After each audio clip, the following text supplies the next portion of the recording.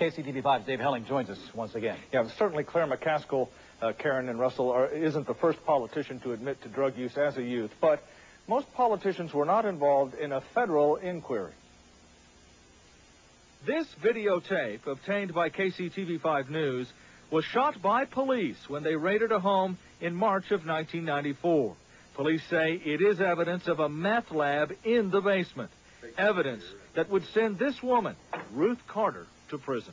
Ruth? Yeah. Dave Helling. But Ruth Carter says her story is more about politics and power plays than meth. I was innocent from the very beginning. I met with her at the federal prison camp in Pekin, Illinois, nearly 10 years after that raid on her home. Carter worked as a clerk for Claire McCaskill when McCaskill was Jackson County prosecutor. Now Carter is serving a 15-and-a-half-year sentence because she says in 1999 she refused to help federal authorities build a drug case against Claire McCaskill. And I said, I don't know anything about her. And then this went on and on for like an hour and a half, 2 hours. The interesting thing is that even from prison, Ruth Carter is explaining that there was no evidence that she had about me. Right. And you know the reason why? There wasn't any. But authorities tried for 5 years to find evidence of serious illegal drug use by Claire McCaskill. Carter's former lawyer, Susan Hunt, says they were trying to get Ruth to roll on Claire. Hunt says in 1999 she read federal grand jury transcripts which she says were all about Claire. And KCTV5 has obtained this document. It's called a call trace report.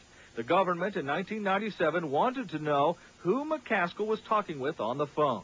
It takes a court order to obtain such information. And then there's this, a 33-page special prosecutor's report obtained under the Sunshine Act.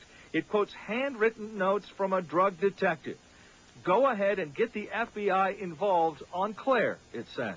Why would the federal government investigate you for drug use? I have no idea, but maybe because I requested it, maybe because I said I want the whole office investigated, maybe because some drug addict or some methamphetamine dealer was saying something that wasn't true. What is true is that McCaskill now admits to what she called youthful indiscretions in the 1970s.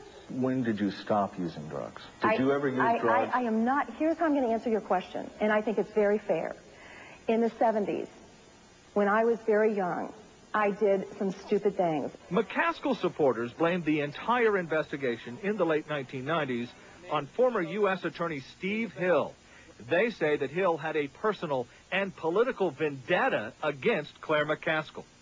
Ruth Carter says she was caught in the middle, squeezed for information about McCaskill that she could not provide, sentenced to 15 years only because she once worked for the county prosecutor.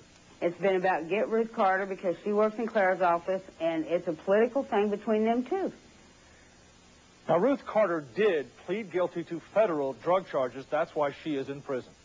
Steve Hill refused to make any comments to us on the record, as did the office of current U.S. Attorney